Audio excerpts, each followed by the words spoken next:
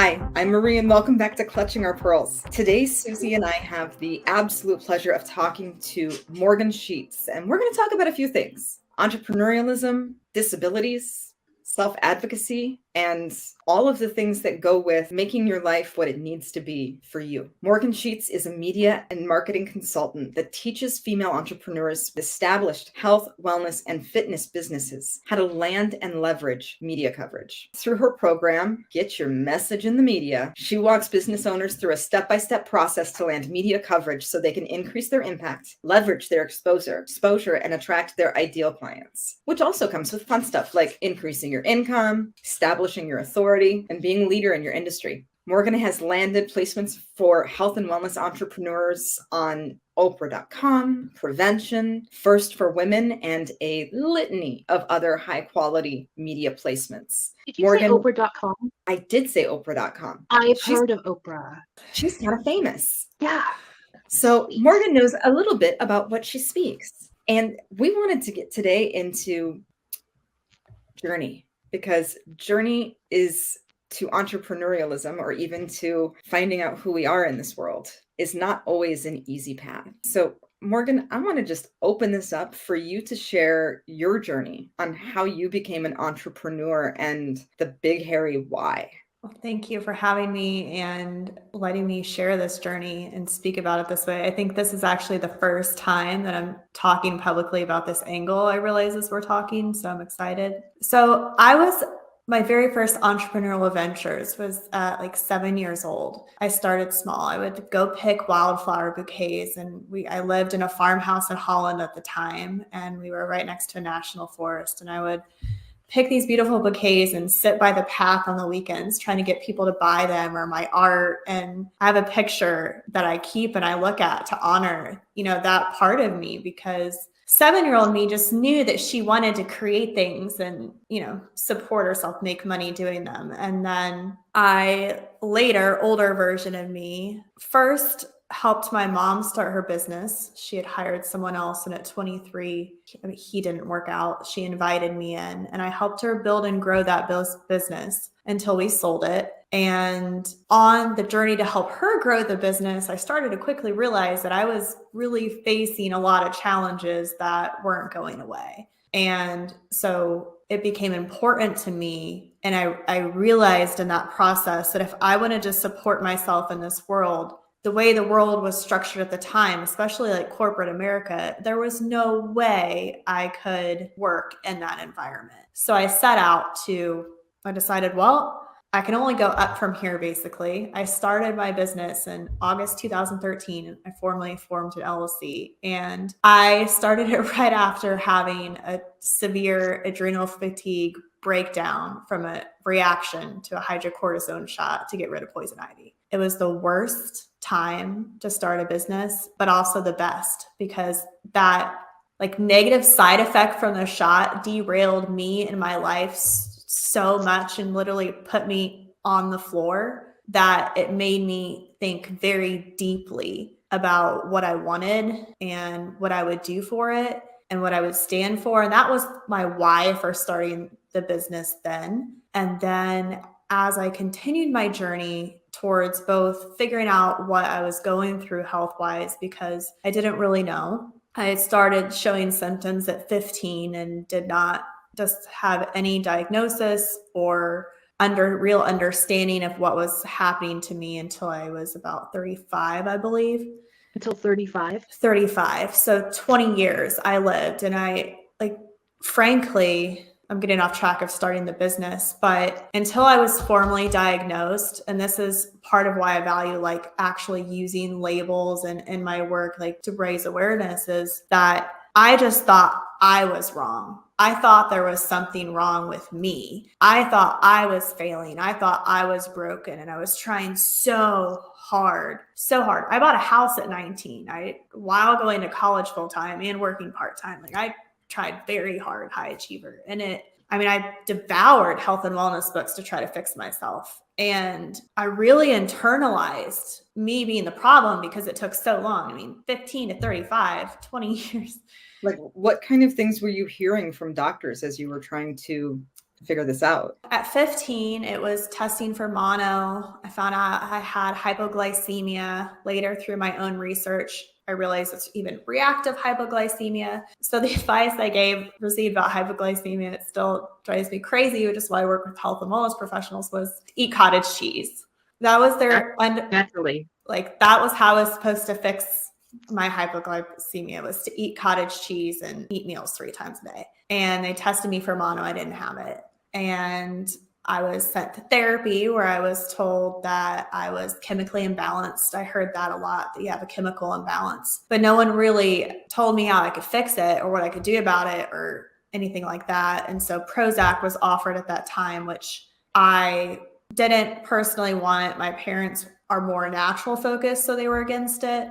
Frankly, I think that belief against it probably did me a disservice. And openly and honestly, I'm now considering at this point in my life, I'm actually trying to pursue that type of medication to help me because I still struggle. So I'm not anti-medication. It's just that belief system at that time. And I also am changing it because I don't think it's serving me anymore. So there was that period. And then it really became a mental thing. I really internalized that I was imbalanced and that, just the things people say, I was really made to be the problem. Like if I could just behave better and do all these things and no one listened. So then we got to my early 20s and it became a lot of sinus issues. So I had deviated septum surgery. I would try to talk to my gynecologist and everybody just wanted to put me on antidepressants. And how did we go from nose to the JJ? How did we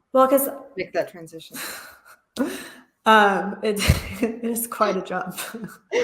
So the story in my head that's happening is the missing link, is that each doctor that I went to for, some kind of ailment, whether a regular checkup, I tried to tell my overall symptoms. So just trying to draw a complete picture to see if they have the missing piece. I appreciate that. And I think that's part of the problem, is that we have to go to all these different places that focus on all these isolated parts. Yeah. Right. And no one, it feels like at times, is willing to hear the big picture of what's happening with us. And that's what I felt like was happening with me with these medical providers. So the next step, I went with I saw functional medicine doctors. That's how I got I did a saliva test, the diagnosis for adrenal fatigue. They were very helpful. But the adrenal fatigue turned out to be a symptom of another problem, which was PMDD is what I experienced, and pretty severe complex PTSD.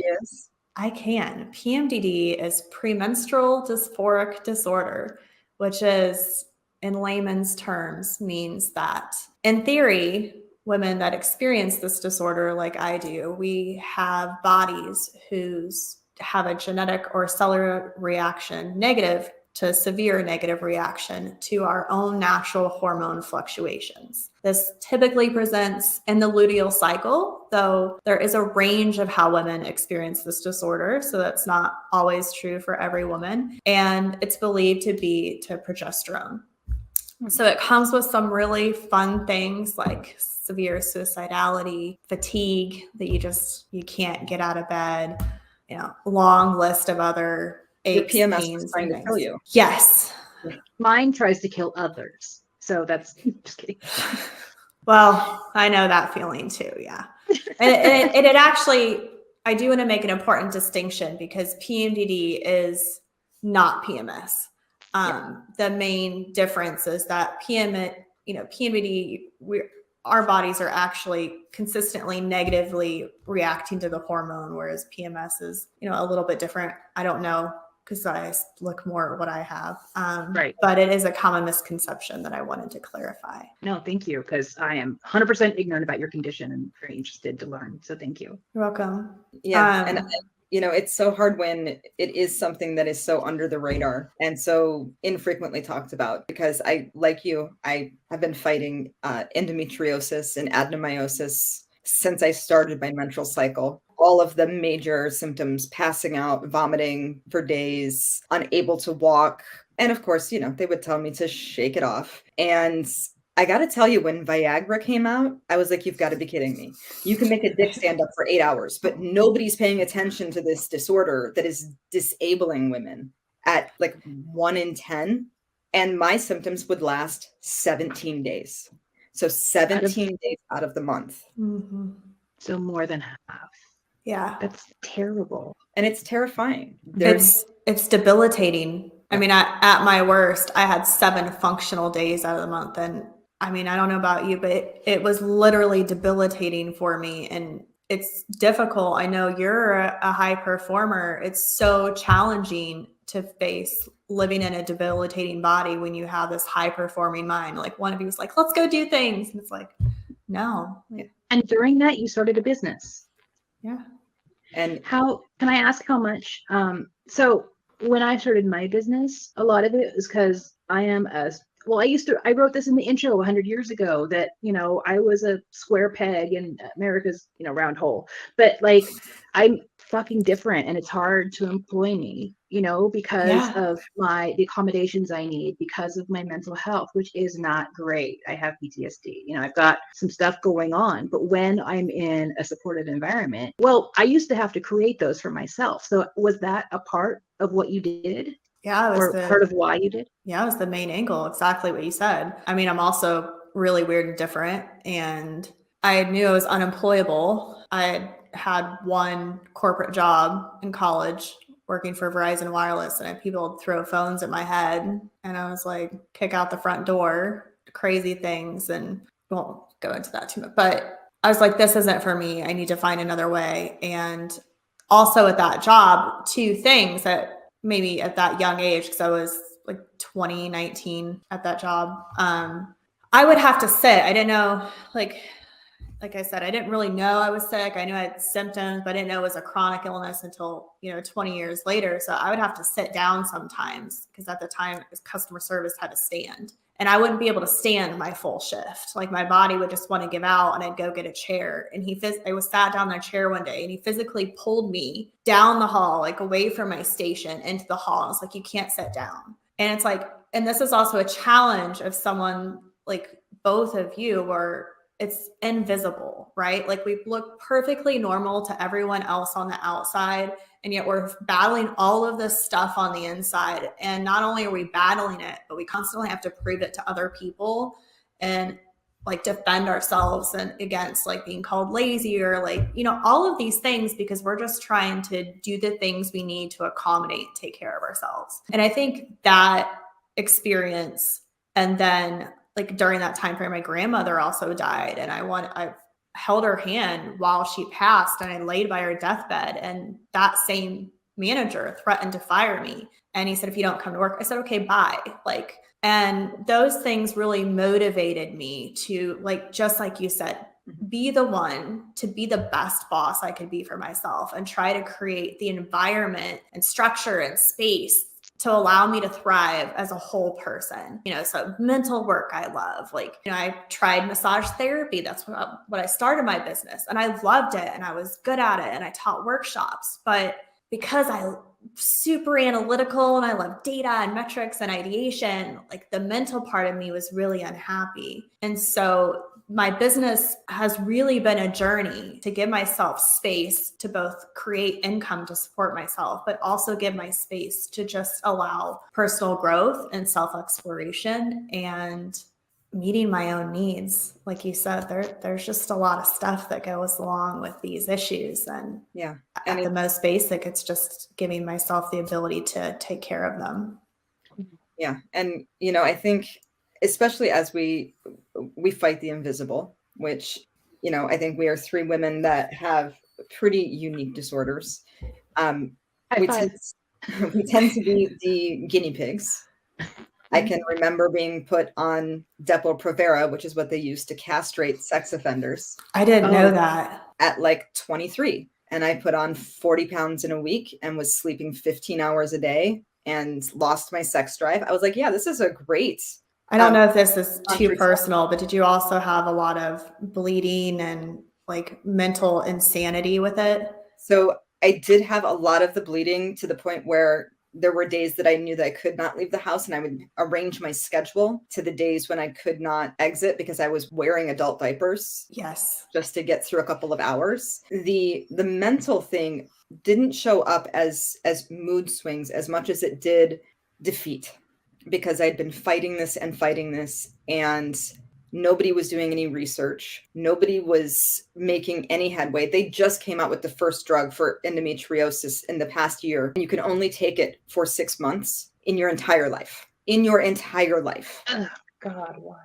Well, when you've got a condition that lives with you for your entire life, that's not very. It's really just not acceptable. Like, and it was also $2,000 a month. So you're fighting the invisible. You're being told everything from this is possibly all in your head, or walk it out, or let's try this. And Depo takes 2.5 years to get out of your system. It's great birth control. You're fat, you're exhausted, and you hate sex. Thank you. This is not helpful. This is not making me a happier human. Most of the weight that I gained, and I am a fat person, was started when I took Depo, and I took Depo for about 2 years, and it jacked me up. It really jacked me up. I quite literally just had I tried to go to a new OBGYN because I'd moved out of the city of Chicago. I moved into the suburbs, and first person I went to sat down. She goes, "Have you heard about Depo?" Now, mind you, I have had a hysterectomy. When they took my uterus, it was the size of a 6-year-old's because it had atrophied itself so drastically. And I gave that woman such a lecture, bless her heart. Like, she was not expecting my ass that day. But I was also sitting in her office with my stomach so distended from endometriosis that I looked like I was 6.5 months pregnant. But they took my uterus, so they fixed everything, right? We didn't see anything. I don't think you've got it where you said you have it. Cool, great. And it does cause those of us that are high functioning to figure out ways around it, right? Because it does. We've got stuff to do. Yeah, we don't want to let whatever we're going through stop us from living our lives, no matter what it is we want to do, you know? But I think there's some things that need to be in place for folks to understand, like how to start pulling themselves forward, or even just to have the cognition that they aren't the only ones. Mm-hmm. Because we often get told, your symptoms just don't go together. I'm sorry, this isn't diagnosable. So yeah. Did you ever find community that helped you identify I did once I could diagnose myself, right? Like, I think that's the first step. And you asked why, like, originally start my business, but why I pivoted and went into teaching other women in health and wellness businesses how to land media coverage is because, you know, there was no anything on the internet up until maybe 2015, 18-ish about PMDD. I think the availability of information from people like you, like us, you know, and everyone else of lived experience where we're putting content out into the world, either through a business or just advocacy or sharing our experience in keywords and using both recognizable terms that people who haven't been diagnosed can begin to connect with, to understand that they're experiencing the same thing. I think that's really important. And then, you know, after the diagnosis, using the proper terminology, I think is equally important so that, you know, those of us that recognize we have the same things can find each other. And so after I received the PMDD diagnosis, which was 2017, and originally I found it out through a Google search. Why does my period make me want to kill myself? Why does my period make me suicidal? Which is very common dysphoric disorder. And so that's how I found PMDD. And then now I'm part of a community. There's an association called the International Association of Premenstrual Disorders, IAPMD. And they have a Facebook group of women with PMDD. They have a Facebook group of women that have had gone through chemical menopause or had a hysterectomy to try to solve, you know, the condition. And I would say this is my first time trying to join a community where I felt like it was a success for me personally. I want to do something about my condition. And in this community, I feel like I am surrounded by a lot of other women that also really want to do things despite having this condition. And there's a safe space to express what you're going through. And because it's so hard, there is so much genuine, just like Facebook comment love, but still love and compassion and also education. So I've really leaned on them. I think it's a well-run group, good boundaries, good rules. And I think that's important for a community where, we're dealing with these challenges that have just really hard aspects to them. Because if you don't have that safe space, for me, I personally can't put myself in it. Like, I'm not in a community to gripe all day. I am there to share, like, this was so hard and I am sad or I'm angry, but not to vent and complain. And that's the space that I'm in. It is more geared to authentically sharing what emotion you're experiencing. And I really like that. It's so powerful to be believed.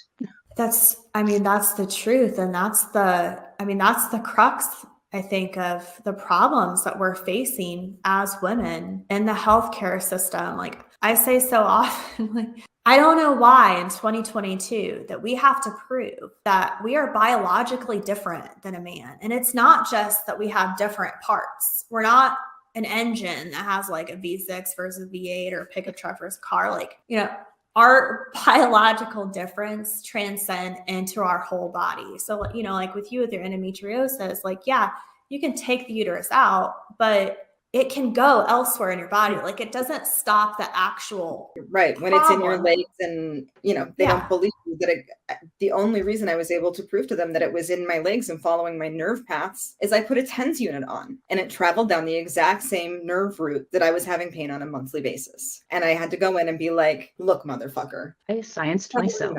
Yeah, I get a little, I do have some self-advocacy when it comes to the medical world, because my mother was disabled when she was pregnant with me. She had a chemical exposure at General Motors, and a chemical exposure comes with all kinds of ailments that nobody can put a finger on. So both she and I were tremendously ill, and I started caring for her when I was 3 and having to be that caretaker and watch her struggle to be believed when her face was so swollen over with migraines that she was in bed for days and vomiting. And they were like, oh, you just want to stay home with your daughter. Susie, I want to find out a little bit more about your story, because you have a very unique disability that came on later in life and is... You mean June 20th, 2020 it came on? Yeah. Right. Yeah.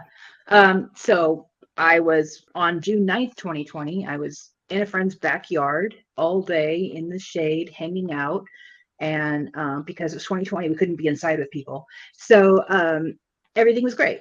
The next day, I take my dog to the dog park, and it feels like every bit of exposed skin. It was June in California, so I was wearing shorts and a tank top. And it felt like I was being like paper cutted everywhere, all over my skin that was exposed. It felt like it felt like what I imagine an acid burn would feel like.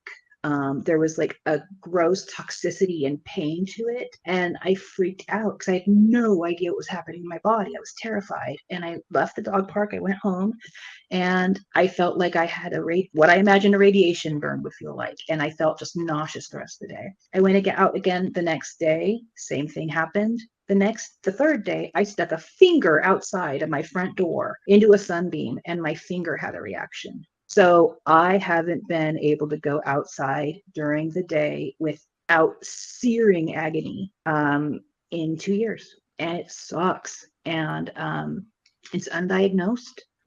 Last I heard, the dermatologist told me to stop being fat, and that might help. Oh my God. So, that's fucking helpful. And it's undiagnosed. It's weird. I have to wear full body coverage when I go. I mean, on the way here, I had to go get a haircut because yikes, right? And so we went out and got a haircut. And what happened was I have this full face mask that only has a slit for the eyes. And between my nose and my eyelids swell up every time I leave the house, which having searing swelling pain here is better than everywhere. So yay, progress. But what happened is that all the hair clippings fell in my mask. And so I shook it out. And so I'm driving with a full face mask with little hair snippets. And I'm like, I'm going to fucking lose my mind.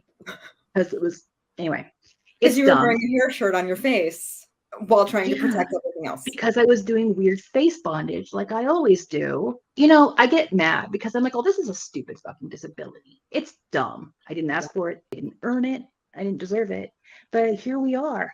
I go outside and I, burst into flames practically. And it could be perimenopausal. It could be because I'm smack dab in perimenopause. It could be that. It could be that obesity affects hormones. It could be that. It could be all of these things. And I have to figure out which specialist can get me down the next step to tell me to stop being fat. So, and I think that I want to acknowledge that with any kind of disorder that robs you of a normal life, there is grief, there is loss, there is loneliness, there's very much the emotion of feeling bad for the people that love you because they now have to watch you go through agonizing pain and they can't do anything about it. Or I was help raising 3 kids at the time, and they got to have less fun because Aunt Susie would go out and suffer. And so it was like, wow, I'm making everybody sad. This is so empowering, Yeah. And, I try to find good spins for it, but it's literally spin. And I don't believe myself. And that's why when we were talking earlier about victim versus survivor, so many times people are like, oh, you're a survivor. I'm like, oh, I mean, I have to be. What else am I going to do? I got shit to do in this life. Yeah, we can stop telling people that they're strong. That doesn't do anything for the person you're saying it to. Or an inspiration, honestly, because that's the other thing that I think is so hard. It's like, like with everything you're describing, I mean, it's so hard to live through your experience. And then, I mean, I know it's hard for mine. When someone's like, you're an inspiration, it's like, thanks. Like, can I give you some advice on that? Sure. Yes. So my response is typically, what have I inspired you to do? And how can you help me with my mission? I like it. I'm not use that. What have I inspired you to do? I'm not into platitudes. I have walked through hell and back so many times. I'm not interested in being strong. We become strong by the walk that we're doing, What I'm curious with both of you, because it's very powerful for me to share space with you right now and hear your experiences, outside of my disorders, and to hear others and other experiences. I'm wondering what you would like from people, because I know for me, I want connection and acknowledgement. Like you mentioned with spin, I don't want to spend like toxic positivity, good vibes only. No, thank you. It's empathy and compassion, and to have the pain that just met with being seen. But that's what I would do. I wonder what you both would like to hear, and what would make you feel connected and seen, and like other humans in your life were with you in the experience. It's such an interesting question, because like I remember being in a relationship with somebody who I absolutely adored, and he would leave the room when I was in pain because he couldn't handle it. And so I think being seen and people not serving up pity, but support is huge. Yeah. And there may not always be a way to support you through it, but just knowing I love you and I'm here for it is huge. And giving you space to not be strong. If you need to fucking scream and cry because you are on the floor again, feeling like you are giving childbirth out of nowhere, you need to be able to do that. And to have somebody just not try to fix it, but say, I love you and I'm here. And it fucking sucks. Yeah. But you don't have to be the one that walks through it by yourself. No. Susie, what about you? Besides somebody to carry your umbrella all the time. Oh, shit, right. Somebody had to put Ethan is my partner. We had to put Ethan's thumb in my phone because like my phone was ringing and I couldn't use the thumb thing because I was wearing my sun gloves. So it's like, well, show me your face ID. I'm like, I'm wearing a mask. I don't have body parts. It's like really frustrating, the tiny constant inconveniences of it. What I need people to believe me, and it would be great if people could remember that it's a thing for me, because it's really hard for me to have to constantly be like, hey, we're going to go do this thing. I'm like, oh, cool. Is it outside? And it's like, it's hard because I don't want to be precious. I don't want to be like, here are the things that you have to understand every time you talk to me. And it sucks. I hate being like that, but sometimes I need it. It's because every time, and I have a massive network. And so anytime people want to go out or like meet up at a park or something, I'm like, I just feel like a constant bummer. So Yeah. I'd like for people to remember sometimes and be creative in other things that we can do, because I'm moving away from California in 2 weeks. And so there's a lot of people that want to say goodbye to me. And I'm like, I need you to help me make this happen because I can't do all of it and do a move, Yeah. so. I think what comes to mind, these aren't preferences. I think people are so good about, if they want to give you a gift, they think about these qualities or different things, they think about you. Yeah. But for some reason, it doesn't go that way with these kind of illnesses. And it would be nice if people just remembered, it's just such a major obstacle to you living. I think anybody that cares, to me, the least amount of consideration you can show is, if I was your friend and I hey, let's do something to remember that, like you said, think of a venue or a situation that you can comfortably go and relax and let loose. Because obviously in simple things like being out and trying to answer your phone, even that is so frustratingly painful. So it'd be nice. I'd like for boomer men to stop acting like they're going to ninja fight me because of what I'm wearing. I didn't even think about that. And one drunk asshole got really Islamophobic because they decided I was wearing a hijab. And I'm like, okay, so wow. You've got problems that are super big. I have nothing to do with them. So I think I'm not saying I shouldn't be treated like that. Nobody should be treated like that. I'm not saying my whiteness shouldn't get me Islamophobia. I'm like, oh, that shouldn't fucking exist, And in some ways, I'm happy to see it because it makes me understand things better and see how other people are treated, things that would normally be invisible to me because of my privilege. And so. I think, as we're talking about making things accessible for the ones that we love, I think part of that too is we need to expect that our employers, whether it is ourselves or it is another organization, are able to make space for us. That when I found out that I had endometriosis, I was selling used recycling equipment. Let me tell you how well that conversation went with my boss. I literally had to print stuff out at home and be like, I'm sorry you don't believe me. This is what it is. You don't offer health insurance. Get me health insurance or get me another job because I've done too much for you already. It's the little things like providing space for mental health days, for emotional days, for just being there to say, is this working for you? Have I made enough of a space for you so that you can thrive? Because I don't want you here just surviving. I don't want me here just surviving. We've got an opportunity to create a world that sees us and sees others and finds a way to create power. Morgan, one of the things that I thought was so beautiful about how you told your story is that you were kind of left with no choice but to create a life that worked for you. And you leaned towards your natural talents and figured out a way. For others that are in this experience, and let's face it, we are in the Great Resignation. People know that they don't have to deal with the same bullshit they've always dealt with. What is your advice for finding a way to connect to the parts of you that can help get you through this and beginning a path of self-advocacy? One, you have to be willing to be brutally honest with yourself and listen, I think, to all the parts of yourself. I know that's the case for me. And, I also really had to embrace that I did have a choice. Back in 2013, I was laying on my basement floor contemplating suicide, and I recognized I had a choice, and I thought a lot about the choice, and I chose to live, and I continue over and over and over to make that choice. It's a non-negotiable choice I've made with myself. And I think, for me, one thing I said, I tell myself I can bear any pain, and there's so much brutal self-honesty, I think, is the first step.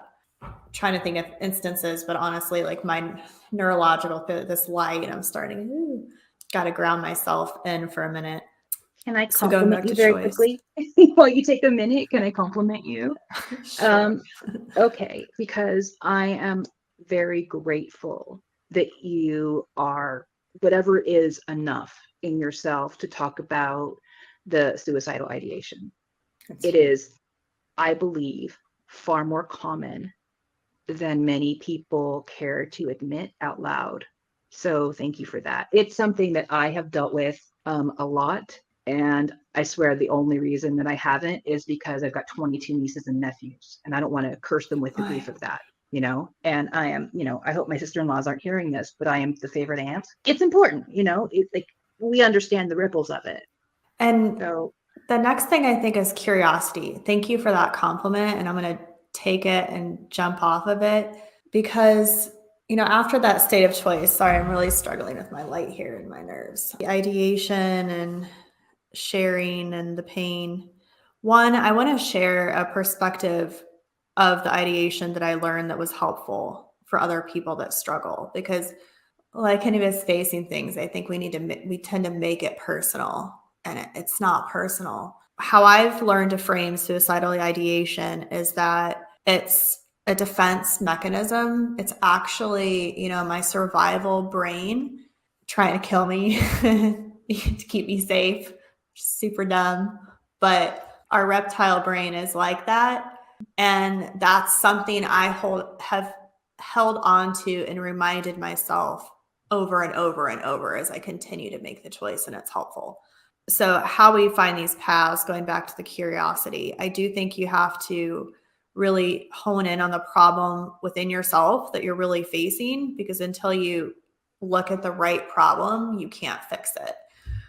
You know, just going back to what you're saying with the phone, like I can just imagine it's so annoying and frustrating and, you know, like not even at peak. So like, you know, identifying the specific problem, like, do I need gloves? Do I need a bigger ring? Like, how can I like answer my phone? Like, can I get software change that I could just have my eyes? Like, you know, I think identifying, being hyper specific about the problem that I'm trying to solve and the outcome that I want to create, then lets me be very honest with myself. And then I go and like, okay, how can I meet this need for myself with the available resources? You know, I think I am very scrappy and resourceful. And that's one of the things that has served me well, is insatiable curiosity. And, you know, I like to say I will be committed to my what or my why and be totally flexible in the how. I love that. That was brilliant. And I don't need to know. I've had to get to the space of I don't need to know things. I can just take, you know, we take things day by day, moment by moment. I mean, I used to smoke cigarettes. I smoked for like over 15 years, and that it was a wonderful band-aid for my issues. And then I got rid of it, and it was so hard. And I would just tell myself, okay, 5 minutes, 10 minutes, 15 minutes, walk around the block, drink. You know, and then I was like, what am I really? Oh, well, I'm actually noticing that taking this 10 to 15 minutes to just breathe is part of what's super helpful. So I would say if I can allow myself to take 10 to 15 minutes to smoke a cigarette, then I can give myself that same 10 to 15 minutes to just sit and breathe. So I think like being very strategic and curious and specific with yourself, at least for me, is a big part of what has empowered me to take each step of that I did to get to where I am, because it's been a very, you know, path, like I'm sure yours have been as well. And I'm going to stop railing because I lost my train of thought already. I think too, you know, you've got to look at the ROI. You've got to look at, if I've made this change, did it make my life better? Have I actually achieved an additional level of comfort? Mm-hmm. Or is this just something that I'm putting over top of it because it's what I can get my hands on? Yeah, I don't really need any more essential oils. I'm cool. We're all right with that. I smell like a bleach truck dumped on me. We're not good. No. What are the things that actually make impact? And it may not be the thing that heals you, but it may be the thing that allows you to not go into a panic attack, because that level of pain comes with PTSD. It does. I just figured out that I'm having panic attacks this year reading a book. I just thought I was mildly uncomfortable because I minimize everything talking about that. Like, I just realized that what I thought was a little bit of anxiety, or like, oh, I have some pain, is panic attacks. But it's so important, I think, what you just said, because it's like when you have such deep levels of pain, or a body that for me, not you. I don't know your body, but like I can't rely on my body all the time to do what my brain desires it to do. My body has its own plan, or definitely doesn't have a plan. So it's like it's hard to it's easy to like try to get through to get your shit done and like get through it. And then when you're like getting through it, it's hard to be present and grounded with the actual symptoms. And so for me, as somebody who has PTSD, I very much dissociate mind from body. You know, and so it's really easy to think, wow, this kind of sucks, or this is uncomfortable, or this is weird, when it's like the symptoms are so much deeper, but I'm not connected to my actual meat suit, you know. Yes. So, I very much know that experience. And yeah, you know, you used to live here and I couldn't feel anything in my body. When I went to massage school, I was like, I couldn't feel anybody touching me. I had so shut down and disassociated for so long. And I'm, you know, I still work, you know, I'm still working as, you know, with PTSD, especially complex. Like it's a long-term journey to learn. I mean, I'm not regulating my nervous system while I'm voraciously trying to figure out how to do it right now, because, you know, kind of like you with the sunshine, me, physical movement dysregulates me. I get dysregulated going to a restaurant. Like people are like, what are you triggered by? I'm like, living. Like, there was a I sound. don't know. I'm like, you know, we're not at the point in life where I can like, I'm like, I know how to reframe my stories. I've made peace with all that. Like, I'm just like living I don't know why I'm having a panic attack right now. Like, I just am. And I would like to not be. And I would like to, you know, be able to do a HIIT workout or something without my body going into dysregulation. While we're on this topic, I just finished reading Widen the Window, which was a superb book about learning how to regulate your physiology and understanding like the survival brain and why all this positive mindset doesn't work for people with PTSD, because it's not our thinking brain, it's our survival brain. Right. It was an extremely helpful book and brilliant. My amygdala doesn't care what you tell me. It's not capable. She's busy. Yes. And I think the prefrontal cortex goes offline, being a rational, logical person just isn't possible. Executive functioning is offline. Not a thing.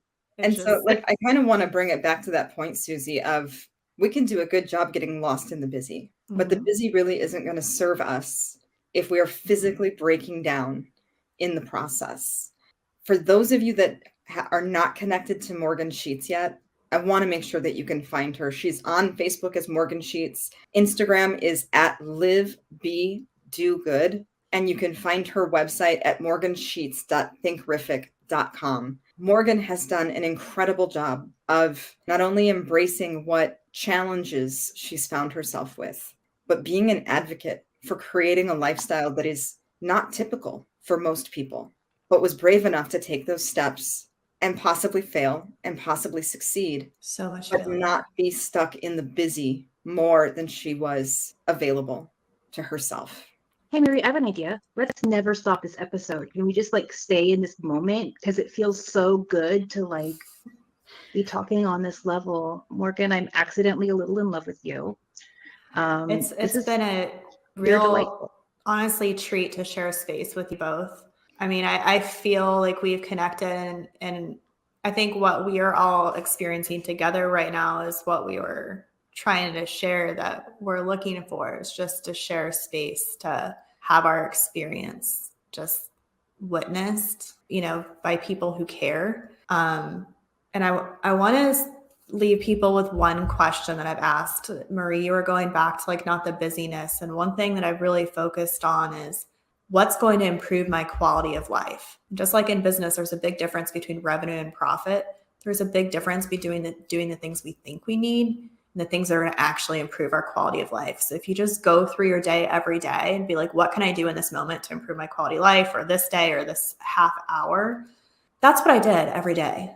And I just kept doing the things that myself told me to do to improve my quality of life, and then took each next step to try to get there. And I'm still going to keep taking them because I'm right here on this journey, but you all still just try to build a good quality of life.